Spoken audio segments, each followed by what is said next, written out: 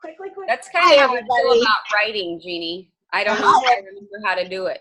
You don't remember until we do it. Hi, everybody. Welcome to this week's Writers Chat. This is a place where writers like to gather and we talk about all things writing, about writers, by writers. And we are excited. We have a special guest here today. My name's Jean Wise. I'm one of your co-hosts. I'm joined today by three of our co-hosts, Johnny Alexander, Bethany Jett, and Jan Martin. We're so glad to have you guys with us with that. And we have a special guest, so I'm going to turn it right over to Bethany right away today to intro our guests and start our discussion and intro our topic. So take it away, Bethany. Okay, it is an absolute treat to have Zena Dell Lowe with us here today. I met her at a writers' conference a few years ago, and she just bounded up on the stage and was so energetic.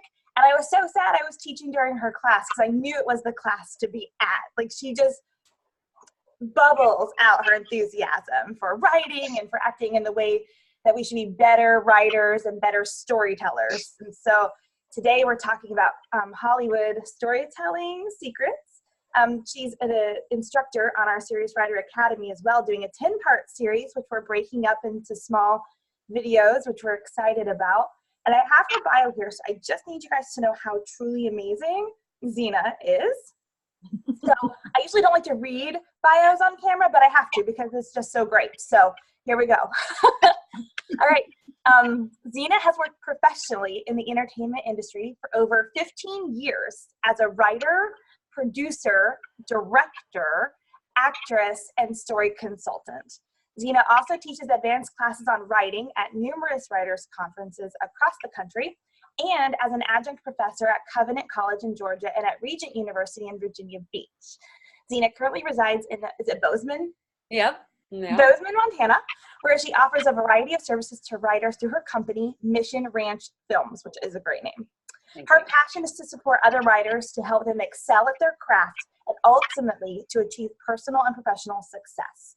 As a writer herself, Zena has written screenplays, novels, plays, and a number of articles on writing. She also writes for comic books, most recently, Strawberry Shortcake by IDW Publishing. So cool. Zena has won numerous awards for her work, including Best International Short Film Director for Ragdoll at the 2015 Louisiana International Film Festival, 2 grand prize wins for her full-length feature script Trial by Fire at both the 2016 New York Screenplay Competition and ISA's highly acclaimed 2016 Emerging Screenwriters Competition, as well as many others.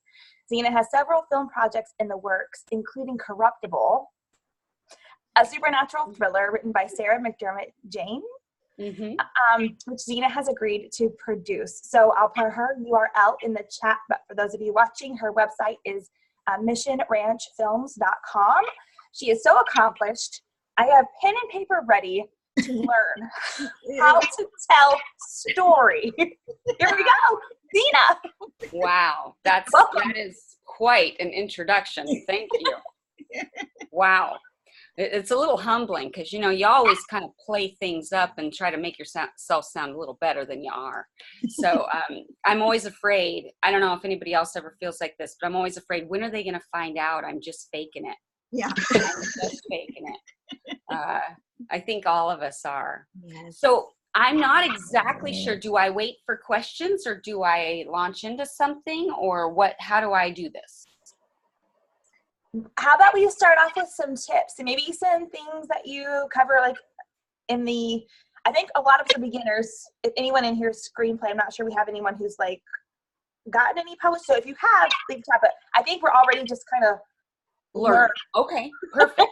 So this is great because I actually have picked out a few things that I don't actually include in my lecture series because I never have enough time. What I'd like to do is have, I mean, this is really self-indulgent, but I wish I had a writer's conference all to myself where I could just tell everybody everything I learned. So some of the stuff I wanted to share today is stuff that I just don't have time to fully develop or go into in my classes, but I think is so important. And they're little tricks. I call them tricks, but it's craft. It's not a trick, it's craft. And there is a difference between a trick and a craft. And so some of the things that I am passionate about in general, and when I say I teach Hollywood storytelling tools, really what I'm boiling that down to is visual. I teach writers how to show and not tell. And that's true whether you're a screenwriter or whether you're a novelist. And it's very difficult for people to learn how to show and not tell. Often what I find one of the things I'm doing with my business is I'm actually making it more about novelists or manuscript writers than ever before. It used to be I primarily dealt with screenwriters, but what I found is the stuff I teach is so applicable to novelists, to people that are writing manuscripts, that I'm trying to gear my future business, which my new website will launch in the next couple weeks. So come back and check it out. But one of the things I'm trying to do as I read these manuscripts, I'm noticing a lot of passive characters. I'm noticing a lot of characters that spend a lot of time up here in their head, and they observe the world. They take a step back and they describe, because, you know, as a novelist, you are trying to describe the senses, you know, what you see, what you smell, what you hear, or what the character rather is observing. But the problem is sometimes we're doing that, and then we end up with passive characters who are just observing the world and not participating, or worse, driving the action. So one of the things that I try to focus on in all of my classes is how do you take a character, make sure that they have a goal that they are relentlessly pursuing. They're always pursuing a goal. They're driving the action. They don't become passive observers of their world, and yet still show all those other things by describing the senses. And it's a tricky thing to accomplish. So some of the tricks that I have learned, and again, by trick, I mean the craft that I have learned. First of all, well, the very first thing is you have to know what your character wants. Which sounds so simple, but you would be astonished how many people lose sight of it. And by what they want, there's always two things. See, it's not just what they want. There's also what they need. Sometimes what a character wants is not, in fact, what they need. And you as the writer need to know the difference. And sometimes the characters are oblivious to what they need. They only know what they want. So they're pursuing what they want, but your job as the writer is to help them get what they need. So if anybody here has ever seen the movie About Schmidt, it's a wonderful example of this. What does Schmidt want? Well, he wants to be somebody. He wants his life to matter. He wants significance and meaning. Who of us can relate to that? However, what Schmidt needs is to be a decent human being, because he is a selfish, self-righteous narcissist. He is thinking that if he matters, like if other people demonstrate how important he is, that somehow he really is important. But the problem is he's a horrible human being who has taken for granted his wife all these years, who has neglected his daughter, who has been, grumbly and ungrateful for what he has had. So before he can be rewarded with any sort of meaning, he needs to first become a decent person. And what that means in Schmidt's world is that he has to be self-sacrificial. He has to put somebody else before himself. He has always put himself first. So knowing what your writer wants versus what they need matters, because now as they pursue goals, see, the problem is that Schmidt does pursue the goal of being significant, but it never delivers. everything he pursues fails. And that's important because those failures end up leading him to the realization that at the end of the day, he doesn't matter. And that's important for his growth because then he's able to be self-sacrificial. And then guess what?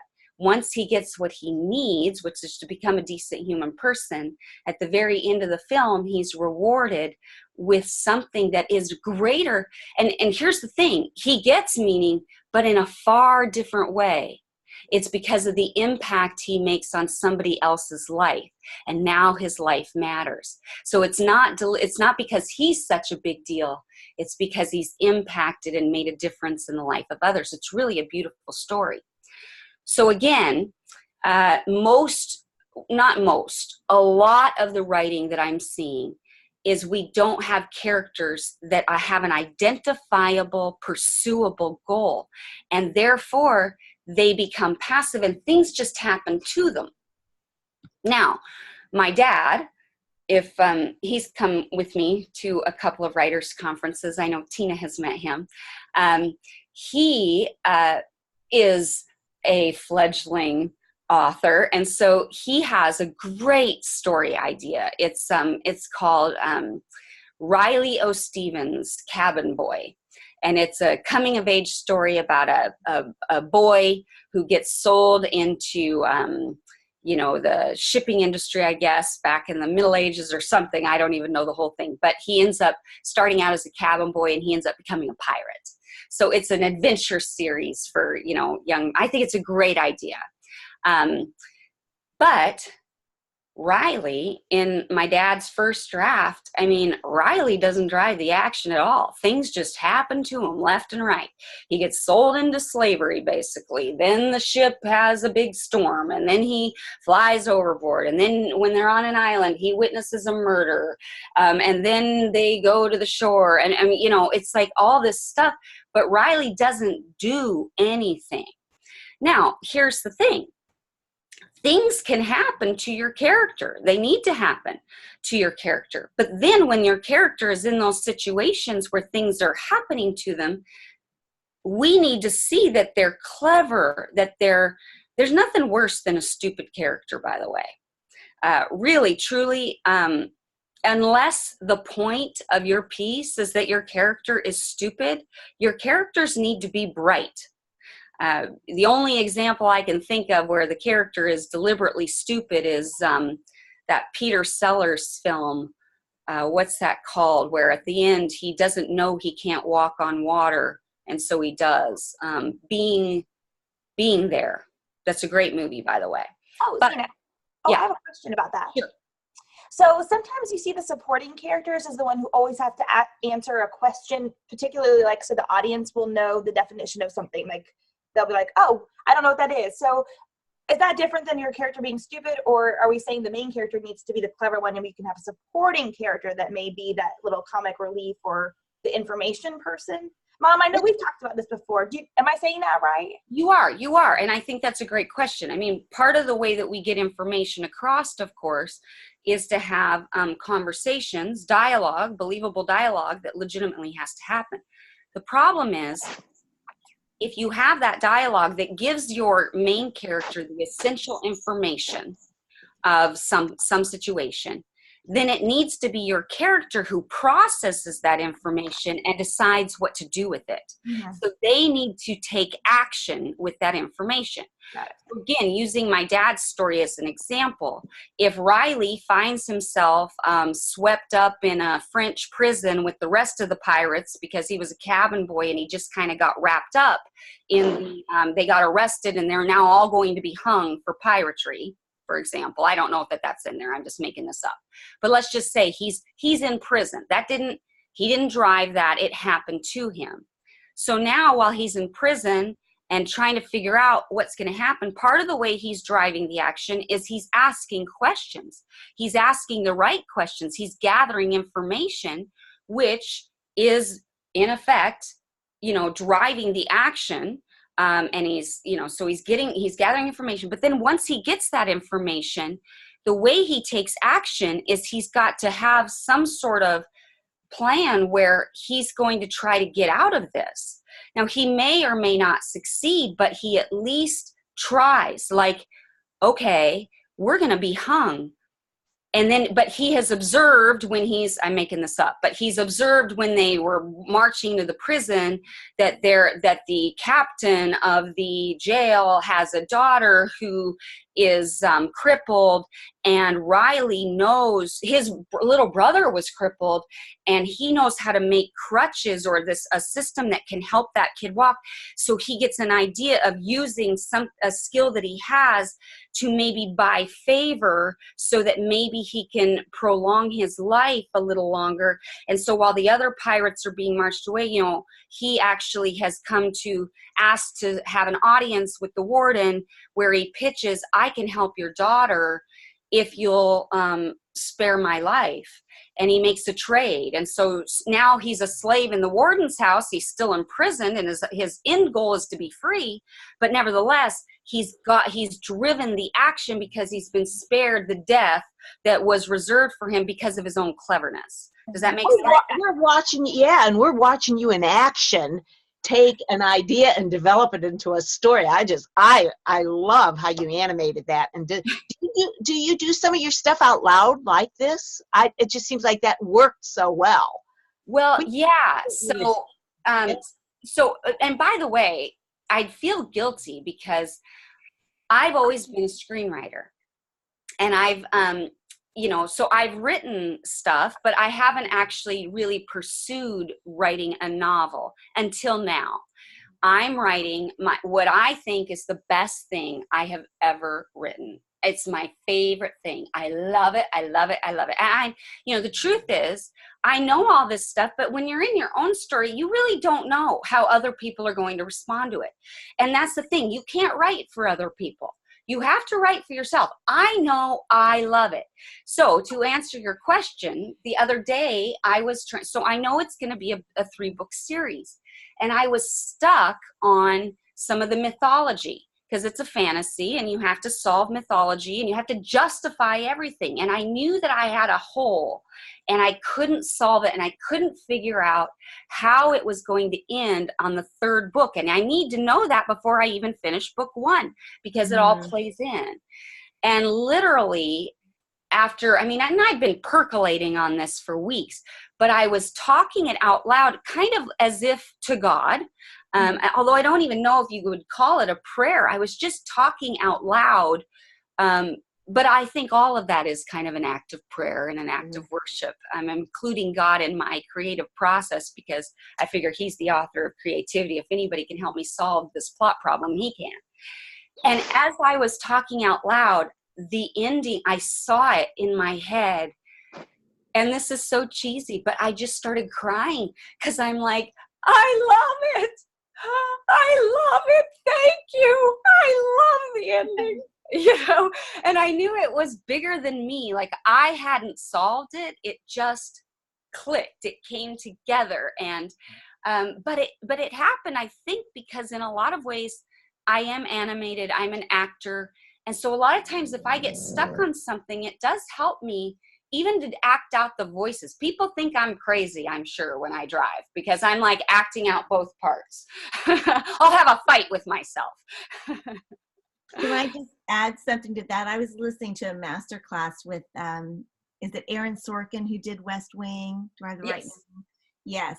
And he talked about being called into producer's office and them wanting to give him headphones because he had pulled up beside Aaron at a stoplight, and Aaron is in the car all by himself, just having this conversation and just going on and on and on and looking absolutely crazy.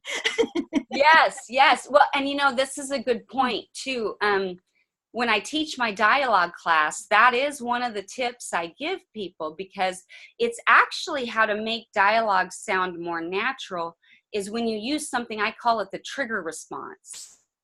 So the trigger response, and this is true in real life. In real life, when we're having a fight with or not even a fight, when we're having a discussion, a dialogue with somebody, as soon as the other person says this particular hot word, we respond. We're compelled to respond in some way. We correct, we modify, we challenge. So You know, if, for example, I'm here, I'm at an Airbnb in LA. So I have my lovely Airbnb host. So let's say I come out into the kitchen and I've got a coffee mug in hand, and she sees the coffee mug. That might be her trigger. Oh, I forgot to tell you, that coffee mug is one of my favorites, and I would prefer that you not use it. Okay, so she's been triggered by the sight of me holding the coffee mug. And then I say, oh, I'm so sorry. Let me just go ahead and wash it, and I'll put it away. And as I'm washing it, you know, it's funny. This coffee mug is really similar to the a coffee mug that my mom once got when she went on vacation to New Zealand.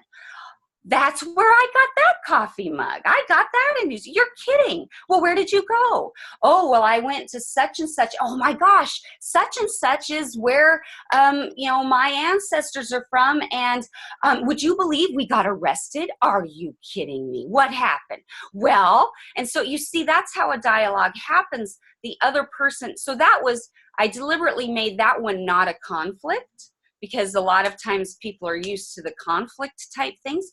But in that one, that's just a natural evolution of conversation that started with a coffee mug, and now we're in New Zealand and being arrested. And that's what people can do in story and get, or, you know, that is a very organic way of getting out important information. But the key is, it's doing something right there in that moment. It's having an impact right in that moment between those people, and using the trigger response. That's how we naturally like guide it and find our way through. So I don't know if that's helpful to anybody, but it's been helpful to me. Going back to, did somebody have a question before I was gonna say, like, the chat, like, we are all mesmerized, I think. And I hope, I know for me, so in the chat, like, I want to know, I'm taking notes, and I'm just thinking, like, how to start applying this. Like, I want to start, like, you have inspired me in the last, 20 minutes. Like, I want to just write right now. Like, just want to get into some story, and I think that's great. And I don't know, I haven't seen any questions yet, so we'll just keep watching for questions. But Zena, this stuff is amazing. Just these tidbits about character, and like, I love that example with the coffee. Like, that's how things, that's how we are in real life. I mean, that sounds, that would be such a real dialogue to read in a book. Or sometimes dialogue can feel so stilted sometimes in novels, and like, but that's an example of like, okay, that's how people really talk. Right. It sounds authentic, but of course you're crafting it and driving it. But if you use that trigger method, it really starts to sound natural. Yeah. And sometimes if we did use a conflict example, it might be a deal where, say it's a husband and a wife and they're arguing, and it's like, well, you're not very nice to my mother-in-law when she comes. So that's going to trigger me, right? What do you mean I'm not nice? I go out of my way. I bend over backwards for your mother. And guess what? She goes through my drawers. Well, she's into organization. She doesn't need to organize my drawers, right? And we can really escalate and go big. So that's a tool I use all the time. And by the way, I do find in some ways it's easier for me to write dialogue for screenplays than for novels, partly because in a screenplay I can't stay in the dialogue as long. Mm-hmm. But in a novel, you have more room. And so I think with a novel, part of the challenge is not overstaying your time. You've got to keep it all dynamic and not let it get to the boring parts. And again, part of it is realizing that building character relationship isn't boring. Mm-hmm. Sometimes that is essential to the story, where we get to see a playfulness and that sort of thing. So we've got to allow ourselves to do that. And yet we can't because the audience is a lot more sophisticated, so they get it a lot quicker. Mm-hmm. And so sometimes I see people doing it the right way, but they stay in it too long.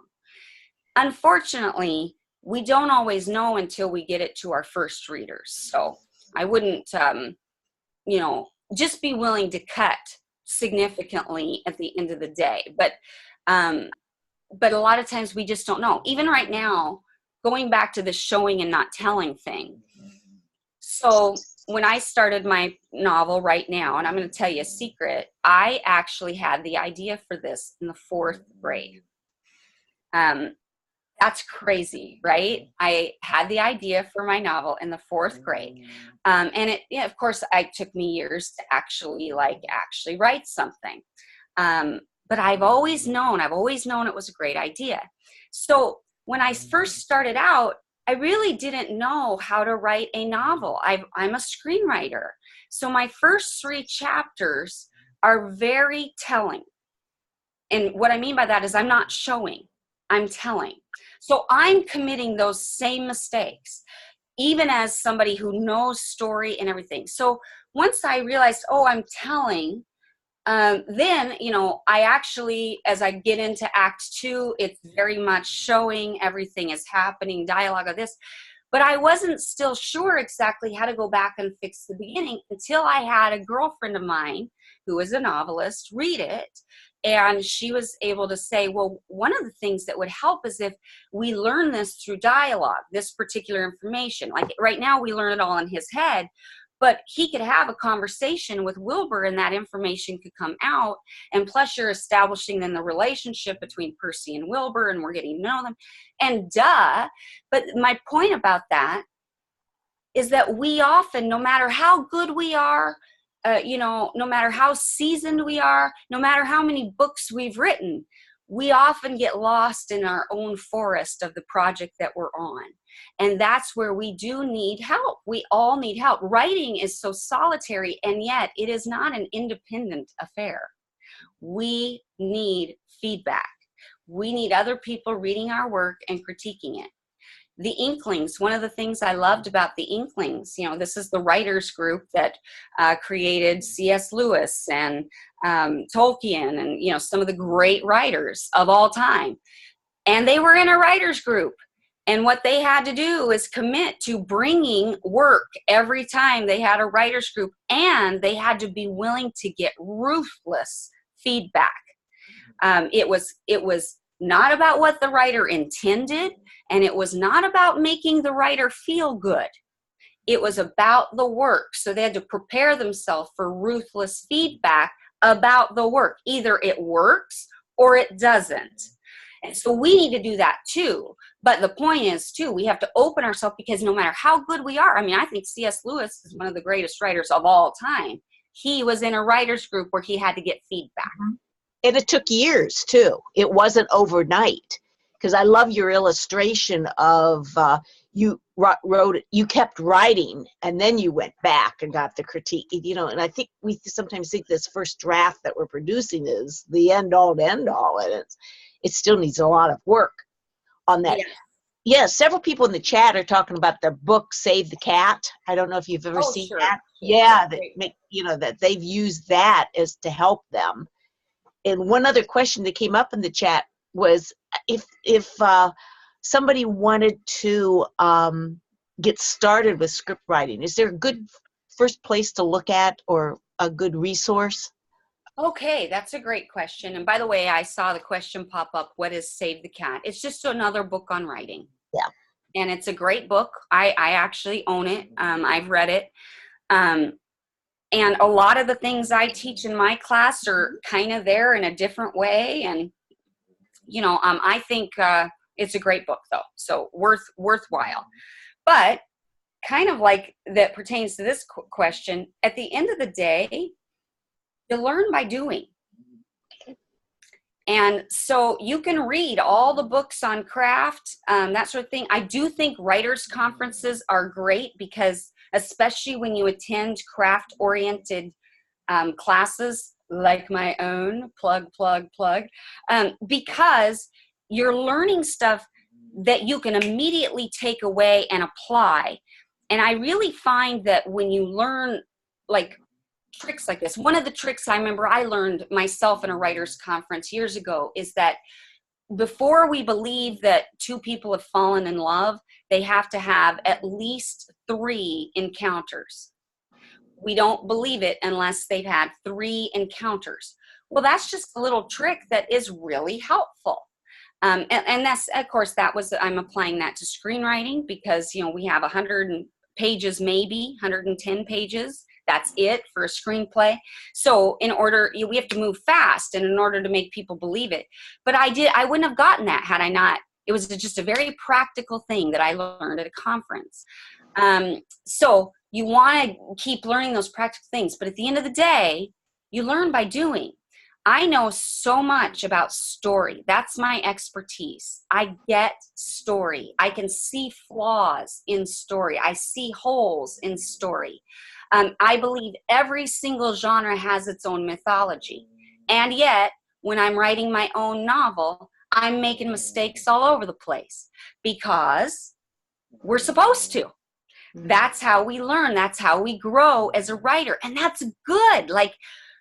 Good. Let's make the mistakes because I'm not going to really. And then once I solve it, once I figure out what that mistake is and I figure out how to solve it, oh my gosh, I'll never really make it again. I'll make new ones.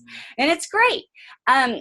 In terms of getting started as a screenwriter, I believe one of the things, it's the same as probably a novelist, but one of the first things you should do is read good screenplays. This is my dog, by the way. I don't know if you can hear that groaning and grunting. This is my dog sleeping at my side, so I apologize. She's loud. But most people, they decide they want to write a screenplay, but they haven't actually read any. And screenwriting is different. Screenwriting is, I liken it more to poetry because you have a very limited space and a very specific structure and format that you have to follow. And a lot of people think that if they have final draft, they can do it. That's not exactly true. You still have to know what you're doing. You still have to understand what you're doing. And a lot of people think that a screenplay isn't poetic, isn't beautiful to read, but that's not true.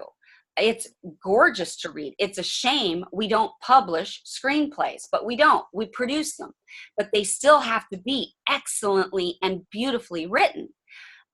So my first recommendation, if people want to be a screenwriter, is to read some screenplays. And then frankly, my second recommendation is that you attend Act One Writing for Hollywood.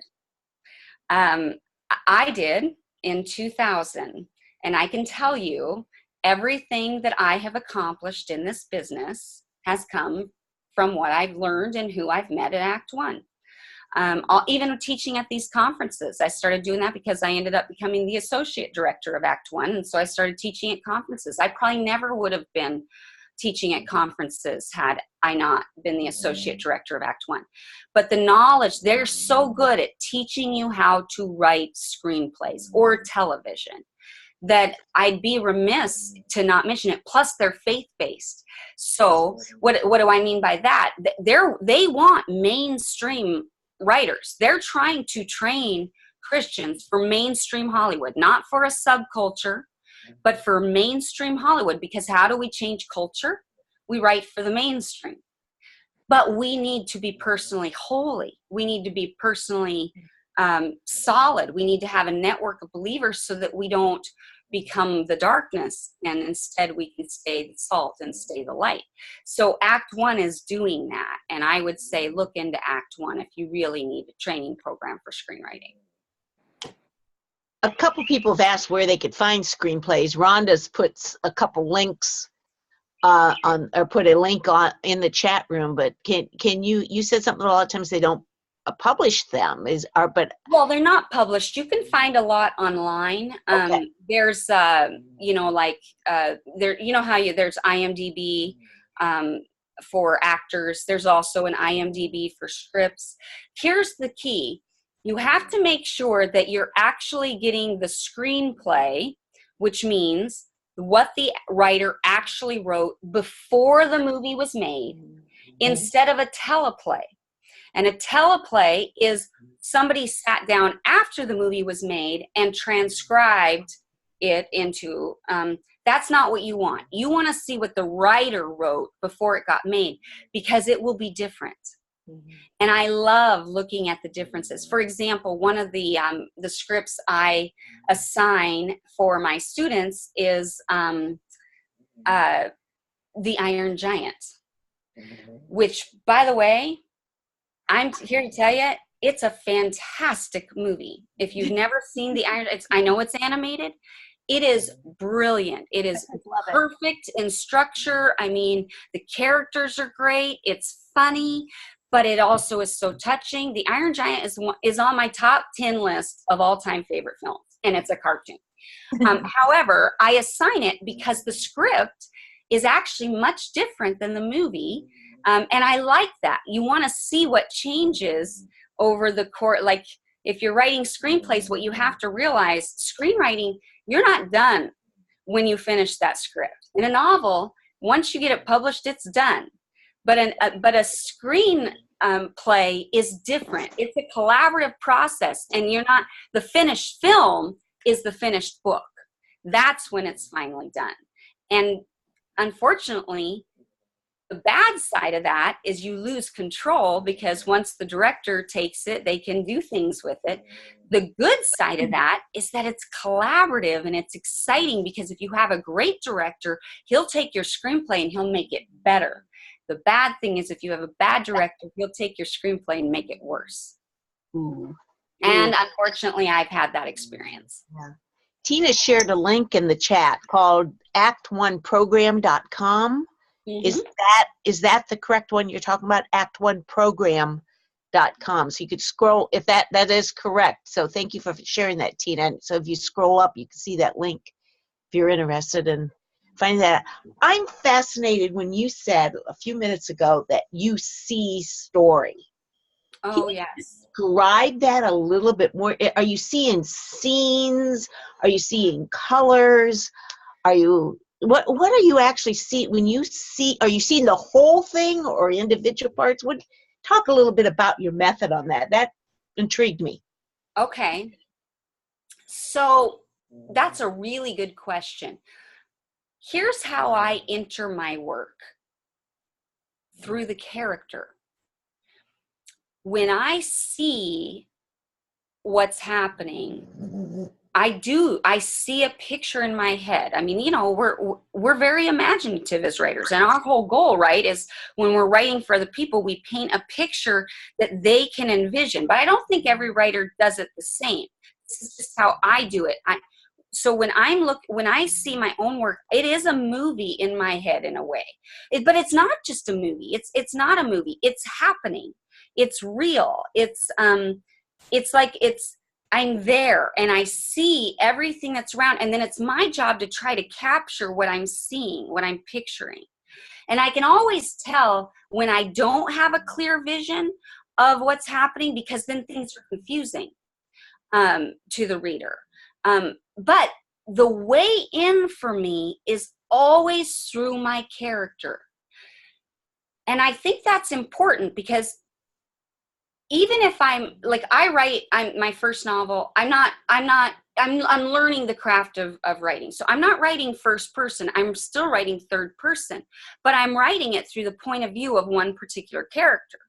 And so I need to know who this guy is. What does he feel? What is his damage? And a lot of times what I'm finding in my own work, as well as when I read other people, when there is a contradiction or when there is a discrepancy and something just doesn't make sense or it's not logical in the story, it always comes back to a problem understanding that character. They don't know who their character is. So they forget that they set it up that this character was abandoned by their dad, and now in this scene, they're meeting the man that is taking over this particular, kingdom, sub-kingdom, and wants this guy to be his right-hand man. And they forget to incorporate that longing for approval from a father figure, because they forgot that they made that character abandoned. And so they don't play the psychology of it. And therefore, the heroic way he stands up against the man who wants to, pervert him or seduce him or whatever to be his right-hand man, they ignore that essential element. And so then I don't believe it. I don't buy it. I need to know that he would be torn because this approval is it's doing something in his soul, and he has a need for that, and he has to fight that and work through it so that he can stand up. But even as he's standing up, it's painful because he wants this guy's approval because he's never had a dad. So, I'm making this stuff up as I go along. But the point is, I am approaching the work from the character's point of view, from their psychology. And when I see it failing in other writers, whatever their story is because they're not, the character isn't whole to them yet. And they're more making that character a cookie cutter piece rather than really, what are they about? How would they really react given all of their issues, all of their damage, all of their pain? It's a fascinating thing. One of the things that I think is terribly difficult for us as Christians, by the way, is that we want to have good characters, but we need to make the goodness more attractive than the evil. Because a lot of times the evil is more attractive because they become more interesting. And we're drawn to complexity because we're complex. Anybody who's honest about themselves knows that we are capable at the one and the same time of great nobility and of great evil. I know that I am capable of murder. And I know that because one time I had the thought, just the thought, mind you, that my niece had been molested. And I had a rage come over me that was so visceral. I was shaking. My face turned pure red. I mean, it was like I was enraged by just the thought that someone would touch my niece. And I remember saying out loud, I would kill the SOB. And I meant it. And, the thing is, that jarred me because I didn't know that was in me. But it was in me. So again, my point is, we need to understand that goodness isn't just plain good. Goodness is complex. It is hard to be good. And when we start making our good characters as complex or as interesting as our evil characters, I think it will raise our level of writing significantly. Right now, the characters that are good, we're so afraid of showing them being tortured or suffering or going through the pain to do the right thing. We think we need to show that they are just good. But in doing that, we don't buy it. We don't believe it. We certainly don't identify with it. We need to see them suffer to do good, because then it's truly good. It can't be a good action if they didn't suffer to get there. Does that make sense? That, I think, is an important distinction. We have to see them suffer to be good. It's just because a lot of times, sometimes they're just goody two-shoes because they don't have a struggle with that. And then they're not relatable because it's like, well, you're right, it is hard to be good. And I think that's a message we don't teach enough in the Christian community. You're just supposed to be good. There's not talking about how it's hard to do that. Like, you have to really, just like they were saying in the chat, like if you're the good kid in school, people they don't invite you to parties, you don't get invited to all those things. So you're having to learn how to deal with rejection at an early age and then decide to stand on your value instead of giving in and all those things. And we don't talk about that enough. So this is fascinating right here. It is fascinating. And Josh made the comment, and I thought this is very realistic. Good characters can make bad choices. He wrote, it's how they respond to that choice that adds realism, and that is true.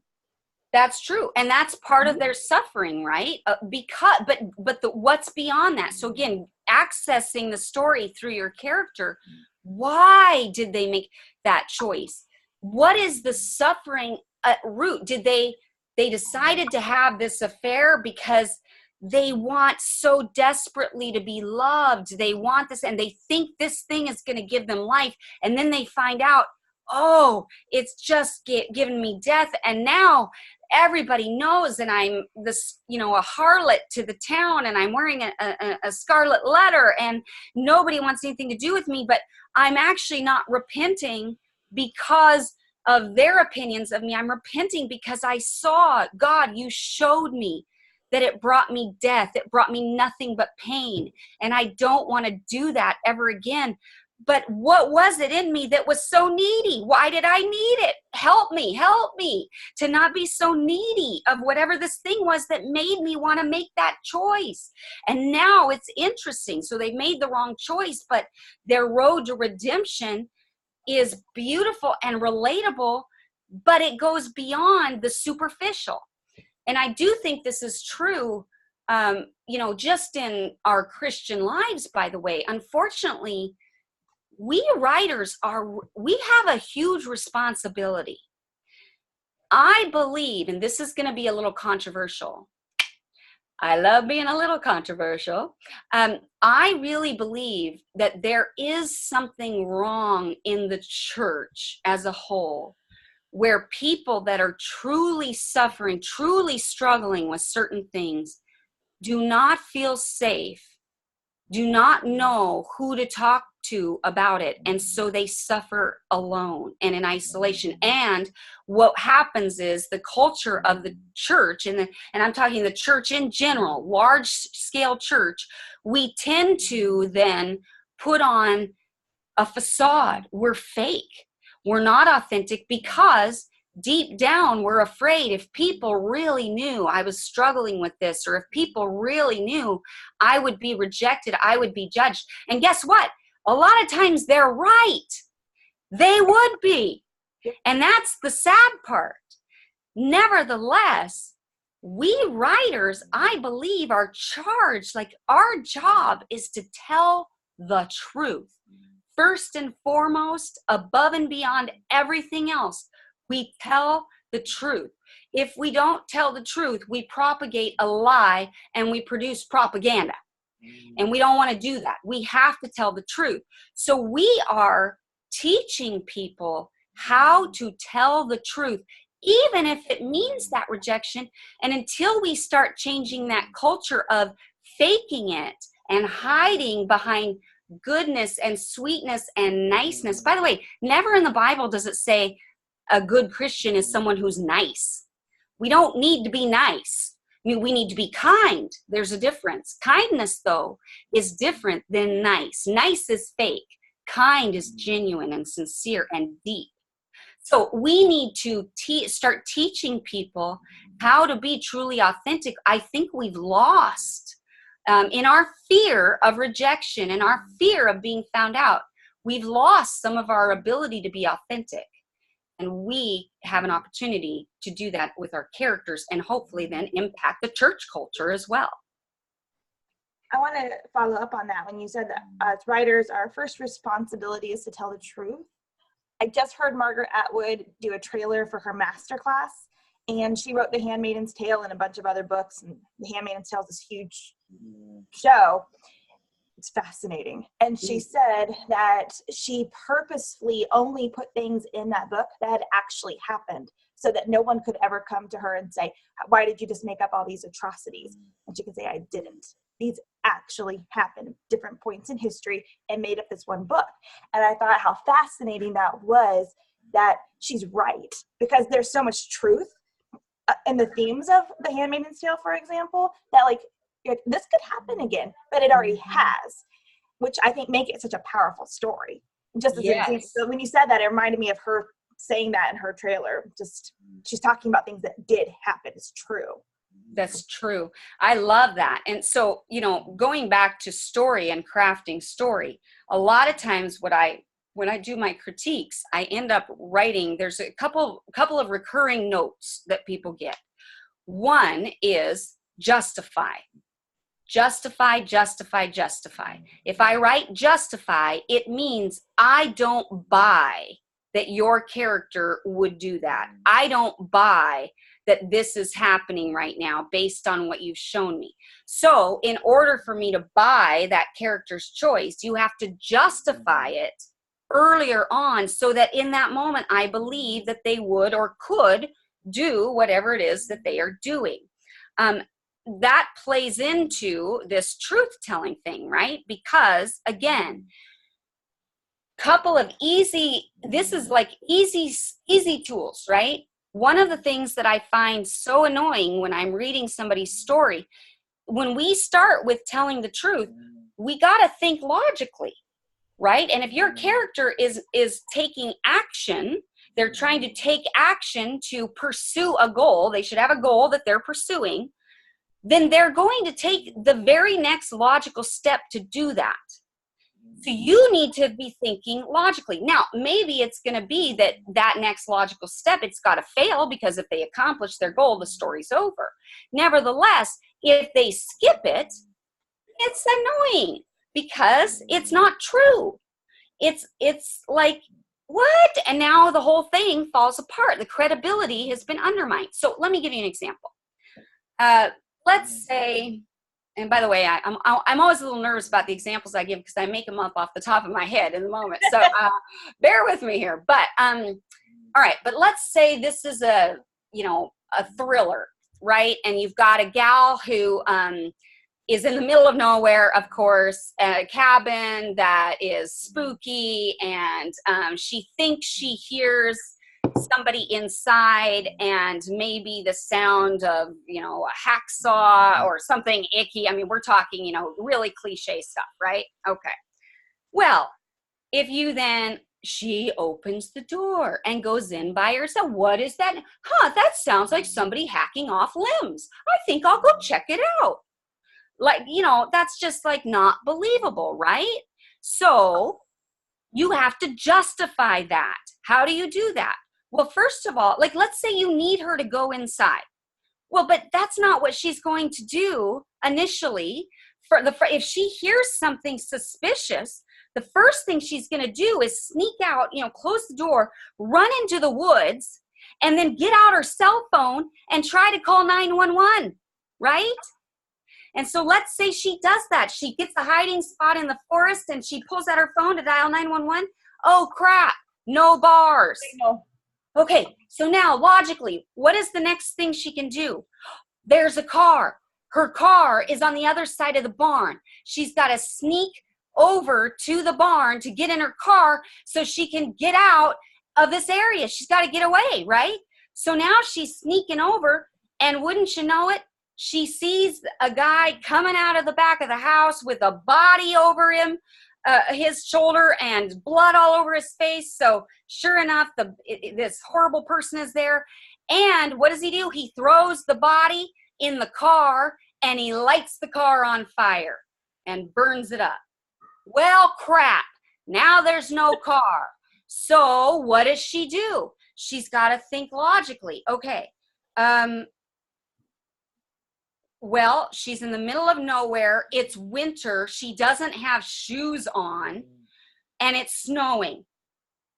She's not going to make it. She will, she's freezing right now. She's hiding, and actually the fire from the car feels kind of good, which is spooky, but it smells awful because it's burning flesh and all this stuff, and the guy goes back inside. All right, but you know what? She sees something in the barn that is burlap, feed bags. And so she goes in to the barn and she peels off the burlap thing and makes a makeshift coat. And then she finds twine and she wraps it around her feet because she ain't going in that house, right? But then, right then, as she's about to head out with her new stuff, another car of headlights comes up the lane and stops, and she has to duck behind. And, something in the barn, and 3 other bad guys get out of the car and start walking towards the barn. So now she's got to escape out of the back window of the barn. And the only place that she can go that will get her out of sight of these guys is in the house. Now we've got her in the house. It was your goal all along to get her in the house, but you had to go through all of this rigmarole to justify it, to make me believe that she would go in the freaking house. And if you missed any one of those moments, I'm going, come on, she's stupid. And guess what happens if I think your character is stupid? I no longer care about your story. I'm not invested. I've lost interest. So that is an example of justifying and telling the truth, even logically. Forget about emotionally. Telling the truth logically as it would unfold to make me believe. Then, on a deeper level, telling me the truth emotionally so that when she goes in that house and she sees, this is really horrible and I can't believe this is what happens when you make it up as you go, but she sees the dead bodies of 4 women systematically hacked up, and she sees it, and all she wants to do is scream, and she bites on her knuckles so hard she draws blood, because if she screams, she's going to be one of those women. But emotionally, this is so ugly. She's never seen anything so ugly. And then she finally, dives, behind another something, or, gets into the wardrobe or whatever. And she weeps silently because of the horror, the ugliness that she just saw. It's true emotionally. But now she's got to still figure out, how do I live? How now do I get out of this? And are we invested in this story? Somebody should write it. Yeah. I think you just did. Zena, what is so cool about what you said is that even though that was all like circumstance and physical stuff, like when you mentioned the part about the fire, right? She's cold, and then she has this weird thought, like, it feels good, but how that's a terrible thing to think. Like, that was such an emotional tie. Like, I found myself liking her at that moment, because it was almost like you got inside her mind. That's something that we might feel too, like even repulsed at the thought, but yet it's like this internal, I don't know. It was just, that was so good. Well, that's a really good point, because going back to this show don't tell thing, and remember I said I approach through the characters. Here's another mistake. So I've already said that one of the recurring issues I see in writing is passive characters. But one reason that happens, and another mistake I recurringly see, is characters that aren't doing anything.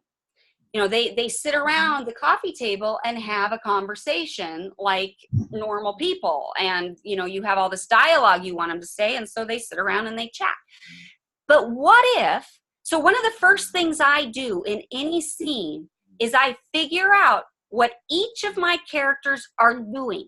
Nobody is ever doing nothing. Nobody is ever doing nothing.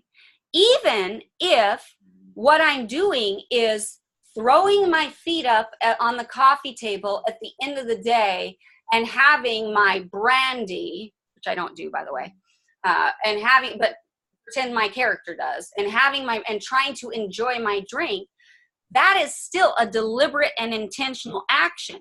And then what you get to do is disrupt it. All that character wants is a moment of peace, a moment to herself, and a moment to enjoy this delicious brandy, which makes me want to vomit. But that's an action. And now another character comes in doing whatever it is that they do, running through the house, chasing an invisible bunny, or, wanting to perform for mom and trying to sing songs. And now you've got conflict because characters' actions are conflicting. They're not lining up with what the other one wants. And even if it's the best mom in the world, it's a struggle for her to, that's lovely, honey. Could you keep your voice down? Mommy has a headache. Right? So now you have conflict and tension. So my point is, when you're writing any scene, a trick, or as I prefer to call it, a craft, is to look at what is your character doing. The reason I thought of this when Bethany was making her point is that when you have action, right, things come out of that reveal character. So a character who in that moment is freezing to death and just needs something to get her warm.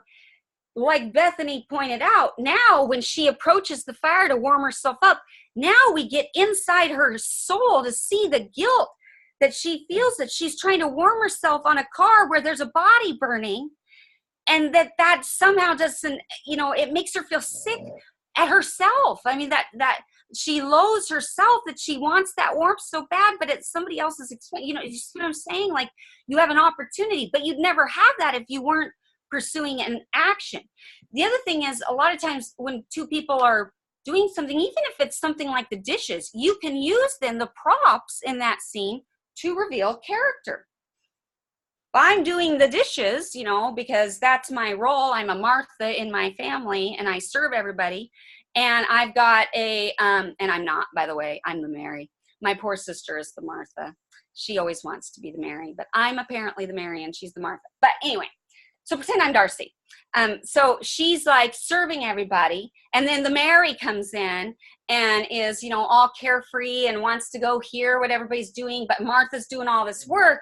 Then all of a sudden, Martha can put a glass down really hard and maybe even break it and cut her hand, which shows internal conflict. And by the way, don't do that because that's cliche. However, you get my point, is that we're now using the props to reveal what's happening inside. And that is one of my favorite things to do.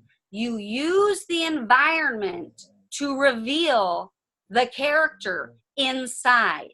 What do they really feel? What do they really think? Everything can be used that way. So let's say I have a character who comes in from the outside, and there's a man there who's there to court her, because I'm writing a pioneer piece. And she doesn't like him, but she can't say that because she's too polite. But so what does she do? Well, and how do I reveal that without telling? How do I show it? Well, maybe she sits in the rocking chair and gets an Afghan blanket and wraps it all the way around herself and pulls her knees up to her chest. So she's like literally like protecting herself visually. That's the image we see, where she's closing herself off to that man. Then maybe later in the story, a different man comes to court her, and she's in that position because, she's, that's part of her struggle. She doesn't trust people. She doesn't let herself love. She's going to be, she's a beautiful woman who, doggone it, she's been abused by men and she doesn't trust anybody. But then there's this one character who comes into her life, and now he comes in after a hard day work, and she takes off the Afghan and offers her chair to him because he's worked so hard for her without ever asking anything in return. And she puts the Afghan around him to literally warm him because he's cold, and she goes in and fixes him dinner. Well, now I have visually shown a development, a love romance development, without ever saying anything. I am showing. And my audience gets to interpret the behavior. That's the thing you have to understand. Audience, and by the way, we do this in real life. We love to interpret things. We love to see people's behavior and interpret what it means. And sometimes we read into it, right? We love micro expressions, but our characters make micro expressions too. So it's up to our characters to interpret the behavior just as it is our audience. And that is the joy. So don't rob your audience or your reader of the joy of interpreting your character's behavior. That's the fun in it for them. Wow. It makes them feel smart. It's so good. We're at the top of the hour, and we've got questions in here. So I think we're going to move the questions to the after party when we pull everyone in. So, oh my gosh, Zena, we save the chat. It'll be in our group so you can see it here. And I just need to let everybody know, if you're loving this, you've got to take, this is a shameless plug for her Hollywood storytelling classes. There's 2 now. She's got more coming out. It'll be a 10 series. Brilliant, Zena. This was, I can't tell you, just even for nonfiction people like me, this is how you tell story. I'm so excited to apply this. And I know just from watching the chat, everyone was saying this is the best one of the year, and I would have to agree. So wow, I'm so flattered. Yay. Well, so thanks So It's been an honor. I'd love to inspirational. answer any questions if anybody has any. So why Okay. don't we do this? Why don't we go off the recording? And so thank you for everybody watching, and then we'll jump. We'll have everybody Can I come say on one for- thing before we go off the recording? Yes. Okay, so in about 2 or 3 weeks, my new website will launch, and it's called, it's missionranchfilms.com. Okay. And so this is my new coaching business, where I decided to I love writers. I love writers. I love writing. I love helping writers. I love working with writers. I love melding our minds. I should have been in Star Trek. Let's meld our minds. So I'm launching a coaching business where people can hire me as a coach, where I can help you all the way through your novel. So you always know what to work on. You always, every step of the way, you're doing all the work, but you're not in isolation. And it's amazing how much time we cut out of the process if you have somebody doing that. So I do want to just shamelessly promote my writing coach business. If you're interested, everything should be ready and launched by the end of the, so I would check back like July 1st. If you're interested, come back and check out. Well, and please feel free to, we'll make sure you get added to we have a writer's chat group. And that way, when it's launching, feel free to just announce that in there, because we want to make sure everybody knows and can get over there. And yay, that's great. I will. Thank you. People will want that. People want that. And just before we stop the recording, next week's Writers Chat, let's say what that's going to be so people can get ready. And I looked it up this morning, and it's, Johnny, do you want to talk about it? Because I think it's... Yeah. Melissa and I hope to do a historical research panel. So we're not yet sure exactly what that's going to look like. But we'll get it together, and it should be really fun. So we hope everyone will join us for that. And Zena, I just want to say to you how much I've enjoyed this. This has just been great and so enthusiastic and so wonderful. Thank you. Thank you very much. It was my pleasure. I love you guys. Yeah. Well, stay on, everybody. We'll have you come on back in here, and we'll have Jan quit the recording, and we'll invite everybody back in, and we'll